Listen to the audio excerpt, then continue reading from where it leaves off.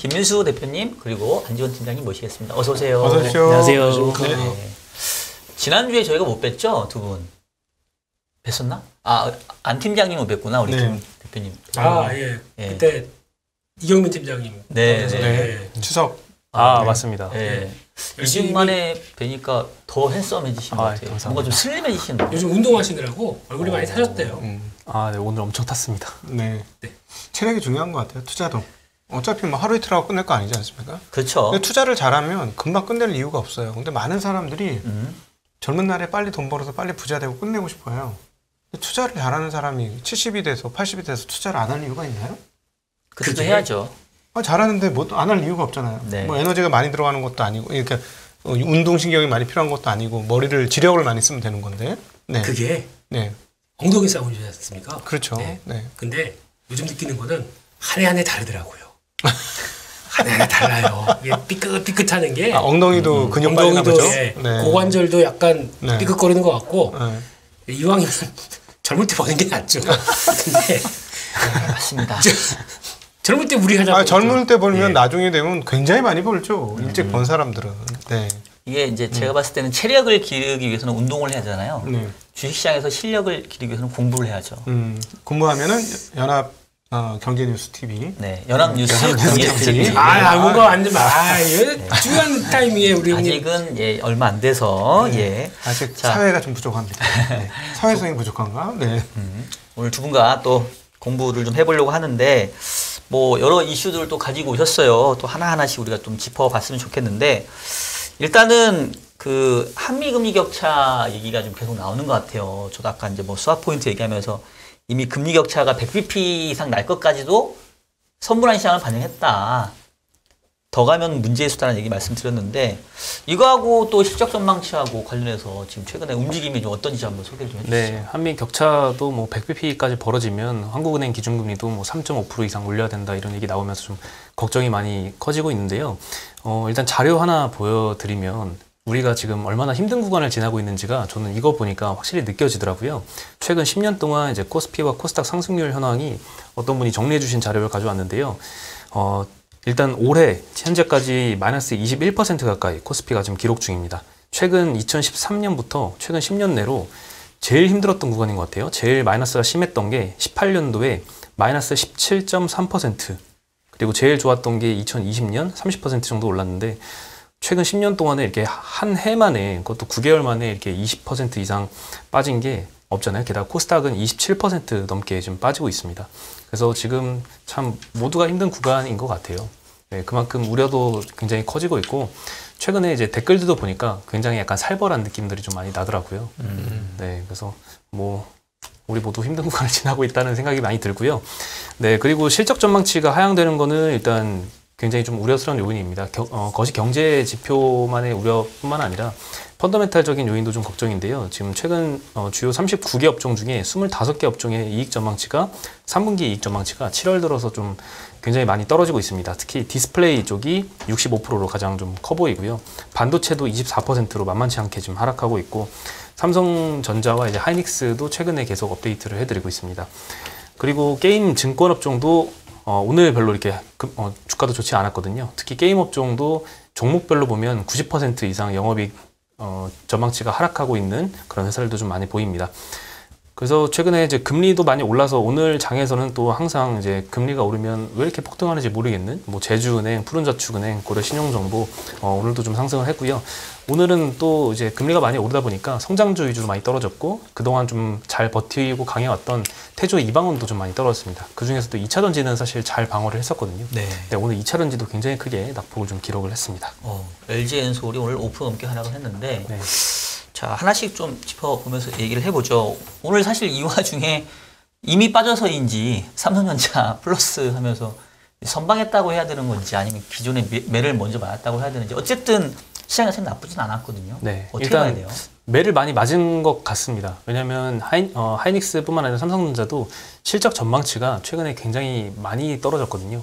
그리고 조금 이따 보여드리겠지만 증권사별로 제일 낮게 보는 전망과 제일 높게 보는 전망의 차이가 영업이익이 뭐 17조 정도 차이가 납니다. 내년 2023년도 예. 내년 영업이익이죠. 내년 영업이익 기준으로 17조 원까지 벌어져 있는 상태라서 위에서 지금 전망을 하고 있는 증권사들이 하나하나씩 이렇게 내려오고 있는 와중이거든요. 이런 게 어느 정도 마무리돼야 이제 바닥이 온다라고 생각은 하고 있는데 최근에는 좀 전망치를 내려도 이렇게 주가가 이렇게 많이 빠지는 것 같지는 않거든요. 그래서 좀 많이 때려 맞은 것 같긴 합니다. 하도 이베스트에서 세게 꺾어가지고 네. 아까 사실은 윤주 센터장한테 반도체 어떻게 그렇게까지 꺾으셨어요? 질문하고 싶었는데 섹터 애널이 아니라서 그냥 네. 참았습니다. 아까. 너무 최근에 꺾었나요? 이베스트는 너무 많이 꺾었어요. 네, 9월 초에 리포트를 보니까 굉장히 많이 꺾고 지금 제일 많이 낮게 전망을 하고 있는 게 이베스트입니다. 혹시 3점 목표 주가 얼마로? 목표 주가는 제가 기억이 안 나는데 네. 영업이익 기준으로 37조 원대 보고 있고요. 제일 높게 본 데가 55조 원 가까이 보고 있습니다. 거의 20조 가까이 차이 나는 거예요. 그러네요. 엄청난 차이죠. 그리고 올해 아마 한 50조 대나 60조 정도 내외가 될 텐데 작년에는 아마 60조 넘었겠죠. 근데 그걸 반토막으로 복고 있는 그런 상황인 겁니다. 네. 말 나온 김에 자료 한번 보여주시면요. 제일 낮게 일단 이 자료는 23년도 영업이익 전망치고요. 9월 달에 발간된 자료를 기준으로 정리를 한 겁니다. 제일 높은 쪽이 한국투자증권 54.7조 원 전망을 하고 있고요. 제일 낮은 쪽이 이베스트증권으로 37조 8천억 전망을 하고 있습니다. 둘 간의 괴리가 17조 원 정도 벌어져 있는 상태고 오늘 추가로 나온 리포트가 이제 NH증권인데요. 저기 보시다시피 51.8조 원 전망을 하고 있는데 직전 전망치가 59조 원 가까이 전망을 하다가 오늘 51조 원으로 내렸습니다. 59.7조 원 전망했었네요. 그래서 한 방에 이렇게 막 7, 8조 원씩 이렇게 전망을 내리는 리포트가 요즘 많이 나오고 있습니다. 누가 선방 때리고 거기 하향 평준화되는 과정이죠. 네, 목표가는 뭐 그냥 그러려니 없죠. 예. 하는데 목표가 하향되는 분위기는 중요한 것 같아요. 그러니까 서로 다 같이 끌어내리는 거죠. 예, 똑같이 그런 쪽에서 이제 누가 먼저 실적 발표 나오는 거 보고 누가 먼저 이런 눈치 보기 싸움들이 여기서 들어가고 있는 과정들 뭡니까 이게 짜증나네요. 근데 이게 사실 반도체 쪽이 이제 우리나라 이제 대표 주력 업종이다 보니까 뭐 저희는 약간 애증을 갖고 있잖아요. 근데 지금 최근에 미국도 보면은 엔비디아도 그렇고 미국 쪽도 반도체 업황은 많이 지금 안 좋은 거 아닌가요? 거기가 뭐 뭔가 좀 살아나야 우리도 좀 기대를 해볼 수 있을 텐데 어떻습니까? 혹시 미국 쪽 관련해서 미국 반도체? 일단은 엔비디아는 많이 맞았죠. 일단 지금 이번에 이더리움이 머지가 한번 나오면서 네. 일단 머지 과정을 통해서 코인도 지금 난리대요.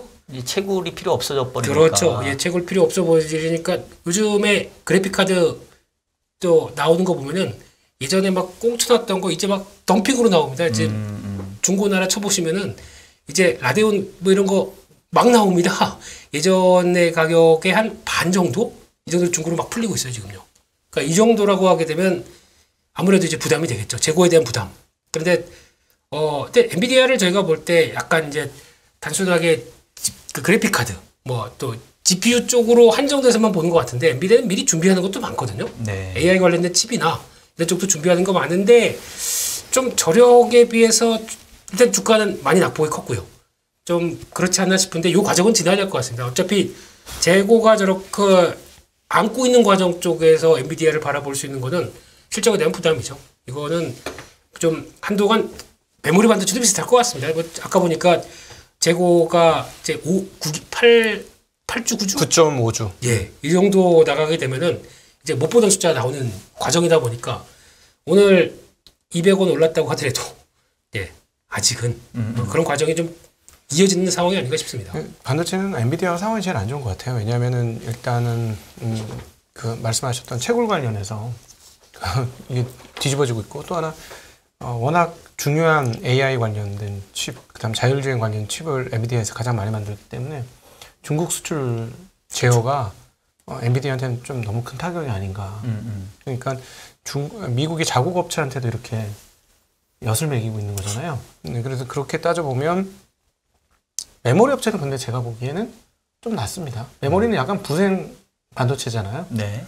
CPU 없이는 못 사용하고 GPU 없이는 못 사용하는 개념이니까 이거는 이제 오히려 지금 중국의 그 스마트폰 동향이라든가 그리고 전반적인 경기 동향에 좀 영향을 받고 있는 것이다. 네. 그 안팀장님 혹시 그러니까 이게 삼성전자 대표적으로 그랬던 것 같아요. 그러니까 실적 전망이 상향되면 그때가 고점이고 전망치 하향되면 그때가 바닥이었던 것 같은데 어떤가요? 혹시 뭐 지금도 과거에 그랬던 추세랑 비슷한 흐름으로 볼 수 있는지 아니면 좀 다를 것 같은지. 뭐 통계를 정확히 봐야 알겠지만 일단 그 흐름이 맞는 것 같습니다. 예전에도 이제 상향이 계속 나오면은 왜 상향했는데 주가가 빠지지? 약간 이런 느낌이 항상 있었고 네. 지금도 이제 목표가와 이제 반도체 전망치가 계속 실적 전망치가 떨어지고 있는데 이 와중에 또 반등이 나올 거라고 생각을 하고 과거에도 좀 그랬잖아요. 네, 기대감이 완전히 소멸되면 그때서야 이제 반등이 나오죠. 이제 업황 자체는 상당히 안 좋은 건 사실인데 또 네. 주가의 움직임은 또 다를 수 있으니까. 아니 이렇게 보시면 되잖아요. 1년 전부터 빠졌지 않습니까? 그러니까요. 근데 실제로 꺾인 건 3분기잖아요. 지금 이제 2분기 지나서부터 확실하게 꺾이는 거니까 그러면은 반대로 생각하면은 24년도 1월 달에 반도체가 반등한다면 23년부터 주가 올라야 되는 거 아닙니까? 그러니까 약간 뭐 네. 그렇게 볼 여지도 있는 것 같아서 네. 하여튼 뭐 업종과 또 주가의 흐름이 꼭 동행하는 건 아니니까 또 한번 보시기 바라겠고요. 근데 시장은 반도체로 안 움직입니다 지금. 2차 전지로 움직입니다. 2차 전지가 조정폭을 크게 받으니까 네, 낙폭이 좀 커지죠. 네. 그러네요. 반도체까지 오늘 만약에 같이 뭐 1%대 밀렸다. 오늘 좀 더 낙폭이 좀 심했겠죠. 네. 그러니까 이쪽을 외국인들이 안 건드렸습니다. 쉽게 말씀드리면. 크게 안 건드렸고 건드릴 만한 거 지금까지 좀 올라와서 어차피 이만큼 올라왔다 보니까 차익 매물 솔직히 LG에너지솔루션 PR 120배 가지고 네. 언제든 조정 나와도 누가 뭐라고 못할 거 아닙니까? 거기다가 그러네. 선물 매도 드라이브 걸면서 뭘 때릴까 하다가 네. LG에너지솔루션 딱 잡고 움직이는 이 변화를 보면은 외국인들 입장에서 생각하게 되면은 아주 참 드라이브하기 좋은 시장에 딱 걸렸어요. PER 보면 옛날 엔비디아 보는 것 같아요. 뭐 네. 그런데도 만약에 저러고 있다가 또 이제 수급 바뀌면은 또 올라가거든요. 네. 그러니까 그래 예전에 각도기님 말씀하셨던 것처럼 왜곡되는 게 몇 개가 있다 보니까 그게 시장의 뭐 PR 지금 이제 10점 몇 X배 정도 되지 않습니까? 네. 근데 이거를 빼고 나면은 진짜 6, 7배 되겠죠. 네. 이런 상황 쪽에서 그러니까 우리가 어딜 포인트를 맞춰야 될지 되게 혼란스러운 국면. 이것도 하나의 불확실성 같아요. 거기다가 거래량이 없다 보니까 외국인들이 주식은 거의 관여 안 해요. 선물로 그냥 주구장창 들었다 놨다 하면은 우린 저희 이거 갖고 지금 춤추는 과정이거든요. 최근에 보니까 선물이 뭐 콘텐커 1포인트 이상까지 벌어졌다가 오늘은 다 주겠습니다. 붙었다가 네. 벌어졌다가 오늘은 또 현물에서 팔다가 종가 되니까 매수했다가 난리도 아니더라고요. 네. 네. 그러니까 혼란스러운 건 저희들이죠.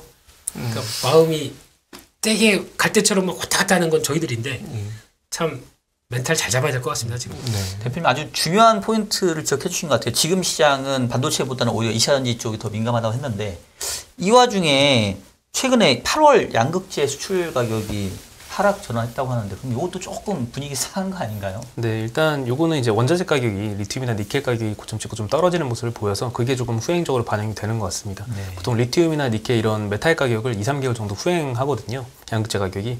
근데 지금 또 뭐 리튬 같은 경우는 다시 사상 최고치를 찍고 있잖아요.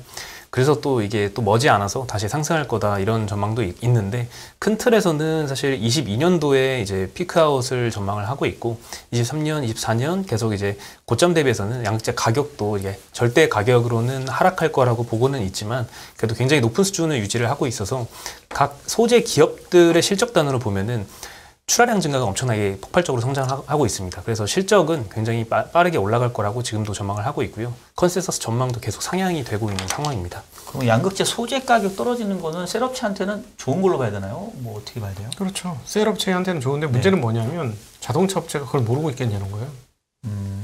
그래서 제일 걱정인 게 뭐냐면 설비 증설이 다 끝난 이후 자동차 업체들이 셀 업체한테 마진을 허용할 것이냐. 저는 이 부분이 제일 무섭습니다. 사실. 근데 최근에 보면은 그래도 좀 가격 협상력이 있는 거 아니에요? 지금 있죠. 정말 처음으로 작년부터인가 생겼죠. 처음으로 가격을 작년에 올렸었으니까. 근데 이게 계속해서 유지될 수 있을지 아니면 좀 갑의 입장에 있을 수 있는지는 잘 모르겠습니다. 원래 항상 그렇죠. 산업 성장하다가 그러니까 보통 규모의 경제 효과가 나와서 이제 가격이 떨어지기 시작하면서부터는 이제는 그러면 그때 아마 이제 어느 정도 배터리 가격들이 이것도 안정으로 들어갈 거고 그러면 이럴 때는 그냥 제조업체들이 아니 그냥 사버려 이렇게 나올 수도 있거든요. 이제 그때는 이제 하향 안정화 되고 실적도 이제 막 폭발하다가 이제 정점을 찍는 과정이죠. 근데 그때는 이 2차전지 쪽은 주가는 끝났습니다. 그럴 때는 네. 더 성장이 없는 시기 이럴 때는 미리 지금은 반영한 거고 네. 그럴 때는 제가 보기에는 그때 투자하면 안 될 것 같거든요. 근데 지금은 어차피 Q가 받쳐주니까 이거 가지고 뭐 충분히 움직이게 되면 그 높은 밸류도 유지하려고 하는 거 보면은 뭐 그 성장을 일단 안고 움직인다는 생각이 드는데 솔직히 이거는 그러니까 이런 그러니까 이 고밸류여도 움직이는 이 과정에 대한 현상을 이해하지 못하게 되면 진짜 투자 못합니다. 아예 나는 이쪽하고 잘 모르겠다 하시면 안 됩니다. 워낙 또 변동수 크다 보니까요. 그 부분 한번 설명을 해주시면 좋겠어요. 우리가 네. 작년부터 많이 경험을 했는데 네. 작년에는 메타버스도 있었고, 그렇죠. 예, 뭐 그 게임도 있었고, 뭐 NFT도 있었고, 그리고 그 전에는 또 뭐 다른 뭐 반도체도 연초에는 쓰고 자동차도 있었고 했는데 보면은 그 이후에 주가가 떨어진 이후에 실적이 떨어진 건 아니잖아요. 그렇죠. 네, 그래서 그 메커니즘을 일반인 분들한테 좀 설명을 해주시면 좋을 것 같아요. 이거는 네. 매매를 해보시면 합니다. 이걸 설명을 해야 고점을 샀다가 내가 주가 하락폭이 얼만큼 큰지 느껴봐야 되고 올라갈 때도 폭발적으로 느껴가는 거 느껴봐야 되고 요즘은 또 그거지 않습니까? 로봇. 로봇. 구조 똑같거든요. 솔직히 지금 로봇은 지금 나오는 실적하고 그러니까 2024년 나오는 실적하고 10배 더 늘어난다고 하는데 그때까지 생각하게 되면 지금 만약에 PR을 계산한다. 뭐 솔직히 성장 산업의 PR을 누가 계산합니다만은 하게 되면 지금 200배입니다. 근데도 주가는 안 빠지고 계속 이제 올라가려고 하는데 이런 때 또 나오는 게 ETF죠. 그렇죠. 로봇 비슷하죠? 나오나요 지금 또? 네. 로봇 ETF 나옵니까? ETF가 나오면 항상 고점이던데. 약간 좀 고점일 가능성이 좀 높더라고요. 이거 그렇습니다. 작년에 메타버스 ETF 나와서 하루에 돈이 200억씩 몰렸었어요. 그렇죠. 예, 그러면서 주가 그 ETF 나오고 나서도 꽤 오르다가 지금 보면은 신기루처럼 없어졌죠. 딱 시기도 비슷해요. 작년하고. 네. 그러니까 이거를 봤었을 때 아마 제가 보기에는 또 갑니다. 또 가는데 잘 빠져나오셔야 될 것 같아요. 혹시 그 상장이 언제 정도인가요? 지금 9월 말, 9월 10월 말. 초 뭐 이렇게 되고 있는데 중요한 거는 이제 S사에서 이 S사 말고요. 네. 다른 S사가 하는데 이제 봐서 분위기 자금 몰린다 그러면은 그때도 메타버스도 그랬거든요. 네. 한데 해서 자금 확 몰리니까 두세 개 다른 증권사에서도 네. 다 하면은 또 이게 수급 플러스 알파 되면서 움직이는데 네. 결국에는 뭐 전망치는 이제 모르는 거고 근데 그걸 갖다가 밸류를 또 막 끌어당기는 과정들이 한 번은 더 나올 것 같은데 그런데 일단 중심을 가져야 된다.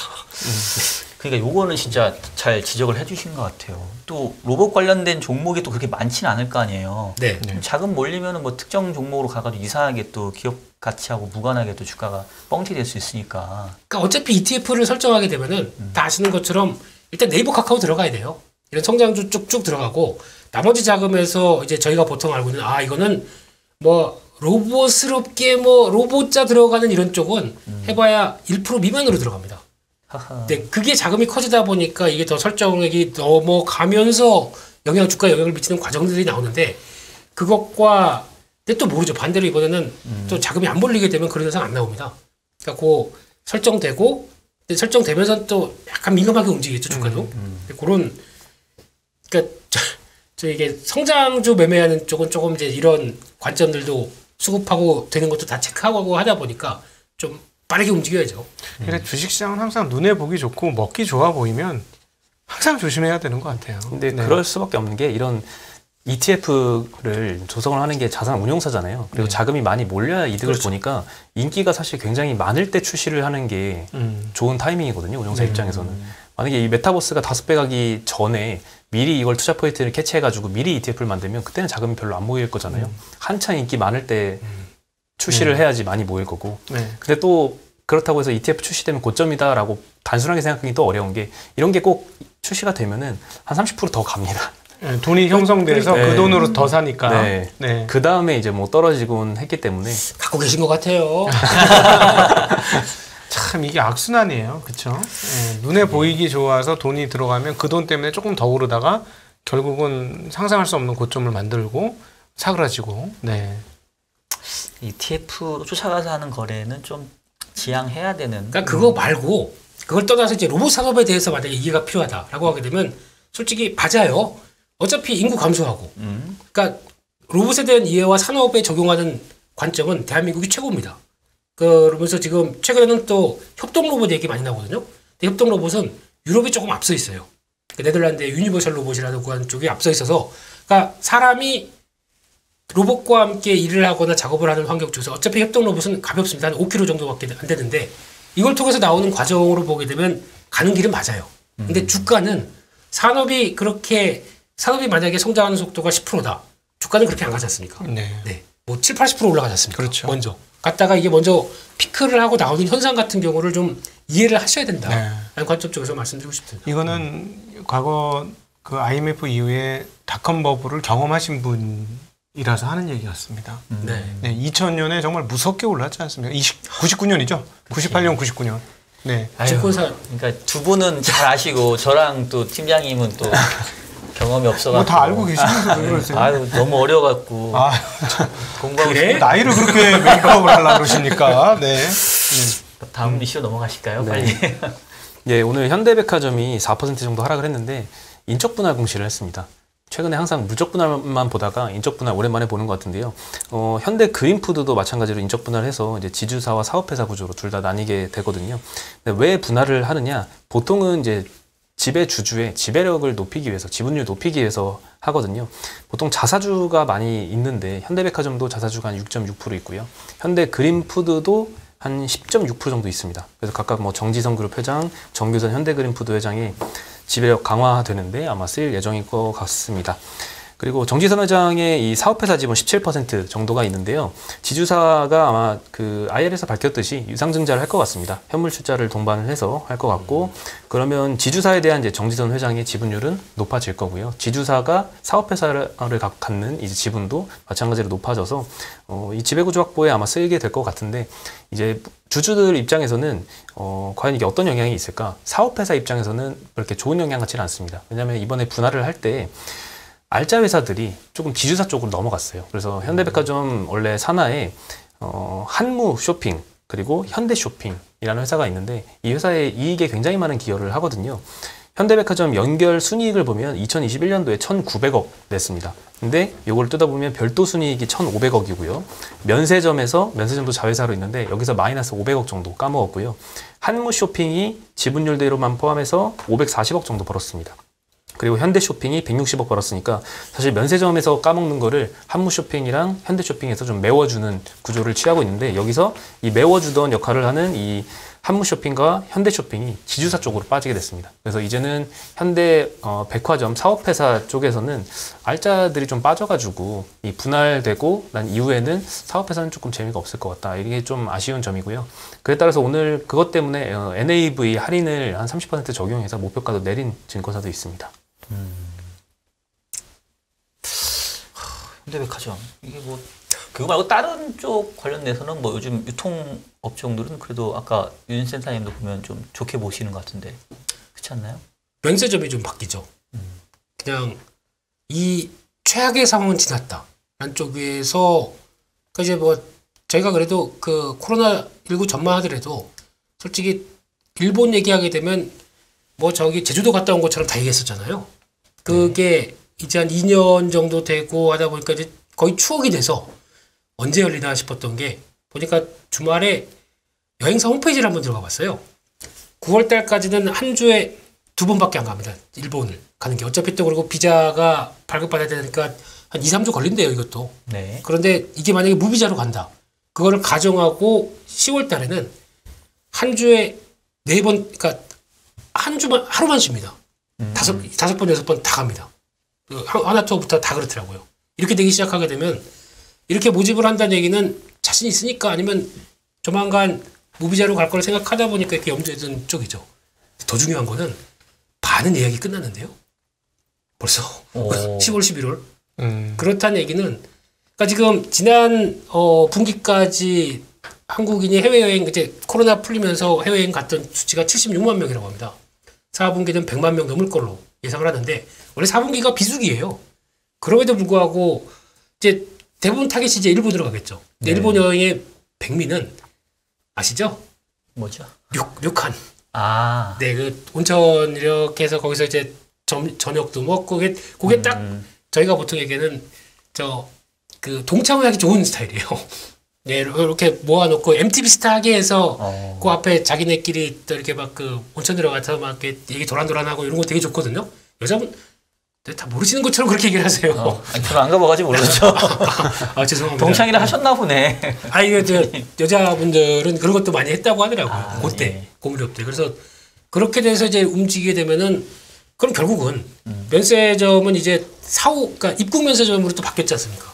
거기다가 술도 풀어주고 그러면은 갔다가 이제 들어오면서 그러니까 안 그러면 지금 출국할 때 이거 다 들고 갔었거든요. 근데 그건 불편하지 않습니까? 그리고 또 여행지 가서 다 마시다 보니까 여행을 한 건지 술을 마시러 간 건지 모르더라고요. 근데 네. 반대로 사놓고 입국 면세점으로 받게 되면 요 면세 한도도 늘어났고 그러다 보니까 면세점 쪽은 좀 바뀌어야 되지 않나 라는 생각 쪽에서 변화는 좀 들어온 전 것 지금 같습니다. 해외 나간 지가 언제인지 기억도 안 나서 우리 그때 안 팀장님 그때 해외 나가신다고 하지 않았어요? 네. 갔다 오셨나요? 다음 주입니다. 다음 주인가요? 제가 제 스케줄 관리하고 있습니다. 제가 너무 광고를 많이 하고 가는 것 같아요. 어디 가신다 그랬죠? 다낭입니다. 다낭, 베트남. 네, 아는 사람 나오겠는데요? 아는 척 하시는 분들이? 저 요즘에 그래서? 테니스장에서도 저 봤다는 분들이 이렇게 댓글에 보여가지고 깜짝깜짝 놀래거든요. 연예인이시네 이제. 음. 부럽습니다. 관리 좀 막 하시고요. 이제 네, 조용히 다녀야겠습니다. 어디서 이렇게 막 뵀다는 그런 것도 좀 나오고. 우리 안 팀장님 혹시 근처에서 가시다가 보신 분 있으면 지금 댓글창에서 한번 좀 남겨주시면 좋을 것 같고. 그리고 면세점은 제가 최근에 이제 의류 쪽에서 일하시는 지인한테 들었는데 그 최근에 뭐 중국 인사가 한국에 방문할 예정이라서 이때를 기점으로 이제 다시 따이공들 들어오고 요걸 기대한다 이런 뉴스가 최근에 좀 많이 나오고 있거든요. 근데 따이공을 더 중국에서 통제를 하고 있다는 움직임이 좀 많이 보인다라고 직접 얘기를 들어가지고 면세점은 조금 그거는 좀 걱정은 됩니다. 게다가 최근에 좀 국내 관광객이 거의 다잖아요. 면세점 매출액에. 근데 이제 최근에 환율도 많이 올라서 백화점이 더 훨씬 싸다고 이야기가 많이 나오더라고요. 그래서 네. 그럴 수 있겠네. 예, 따이공도 없어지고 이제 국내 관광객밖에 없는데 그것마저도 지금 많이 줄고 있는 상황이라서 업황이 좀 안 좋은 상황인 건 맞는 것 같습니다. 그러니까 그때 한 말씀하신 건데 코로나 풀려서 이때다 싶었는데 이게 또 환이 약하니까 조금 아쉬운 부분이 좀 있는 것 같아요. 업종에는. 마지막 가져오신 이슈가 그 한전 관련된 전기세 인상 지금 이제 한다는 거죠 결국. 일단 검토한다는 얘기인데요. 오늘 업종 상승률 1위가 전기 가스 업종이었고 여기서 한국전력이 오늘 이런 장에도 3% 올라서 무슨 이슈인지 봤더니 정부에서 이제 전기요금을 추가 인상한다고 하더라고요. 지난 분기인가요? 그때 3분기 요금을 올렸을 때 사실 5원 올려면서 그게 규정상 맥시멈이었거든요. 근데 이번에는 그 제한된 규정까지 추가로 변경을 해가지고 수정을 해서 추가로 올릴 거다라는 얘기도 있습니다. 6월 말에 연료비 조정단가 인상 폭이 전 분기 대비 킬로와트 시당 플러스 마이너스 3원이었는데 이거를 5원까지로 범위를 바뀌어서 그리고 5원을 인상을 했는데 이번에는 그걸 또 변경을 할 예정이라고 하고요.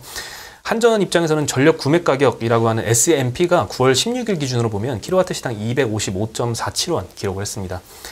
월 평균으로 봤을 때 역대 최고치가 4월 달이었는데요. 그때 201원대였으니까 201원 대비해서도 255원까지면 엄청나게 많이 올랐죠. 그때 최고점 대비해서도. 그러니까 한국전력 입장에서는 굉장히 지금 비용 부담이 높은 상태인데 최근 자료를 보면은 한국전력에서 50원 정도 올려야지 이제 적자 면할 수준이다라고 하더라고요. 4분기 기준으로. 근데 이번에도만 5원 정도만 올리면은 그래도 적자는 계속 누적이 되지만 일단 희망은 생겼죠. 전기요금을 추가로 인상을 못할 거라고 생각했는데 인상할 수 있게 된다니. 사실은 이게 한전이 어떻게 보면은 적자를 감수하면서 또 다른 물가를 또 안정시켜주는 그런 역할도 했었던 건데. 그렇죠. 이게 이제 만약에 요번에 얼마일지 모르겠지만 정부 요금 인상이 되면 또 이게 물가는 또 상승 요인이거든요. 기업 원가니까요. 모든 네네. 것의 원가니까. 네. 좀 약간 이거는 플러스 마이너스가 좀 있을 것 같네요. 한전 자체만 보면 좋을 수는 있지만. 시장에서는 또 어떤 변화가 나오냐면 한전이 구조조정한다고 그러면 또 현금 좀 싹을 자를 거 잘라야 될 거 아닙니까? 네네. 돈이 필요하죠. 그러다 보니까 지분 매각한다는 YTN 이런 거 막 급등하고 그러니까 이게 지분 매각하는데 왜 급등할 요인이죠? 좀 모르겠습니다. 그러니까 뭐 회사를 재평가를 해준다는 얘기인가요? 그런 쪽에서 급등하는데 이해를 못하다 보니까 주가가 올라가는 거 그냥 보고만 있었던. 그러니까 아마 구조조정 계속 하겠죠. 그러면 뭐 알짜 부동산이나 이런 거 정리가 들어가는 과정들이 나올 텐데 그러면 지금 부동산이 썩 좋지 않은데 꼭 이때 정리를 해야겠느냐. 뭐 이런 얘기도 나올 거고. 뭐 그렇습니다. 산업이 회사가 흔들리다 보니까 뭐 이게 또 연쇄작용들이 이렇게 나오긴 하네요.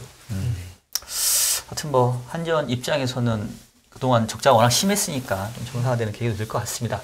자, 시간이 좀 얼마 안 남았는데 이번 주 사실 일정들이 좀 빠듯하고 또 중요한 게 있어서 증시 네. 일정만 좀 중요한 거 위주로 한번 소개해 주시면 좋을 것 같아요. 네, 일단 화요일 날 한미 정상회담 예정이고요. 우리가 기대하는 통화스와프가 나올지도 봐야 될 것 같습니다.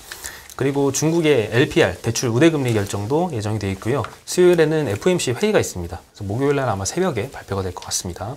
목요일에는 BOE, BOJ 통화정책 회의가 둘 다 있고요. 금요일에는 8월달 한국의 생산자 물가지수 그리고 미국의 제조업 서비스 PMI 지수가 발표가 될 예정입니다.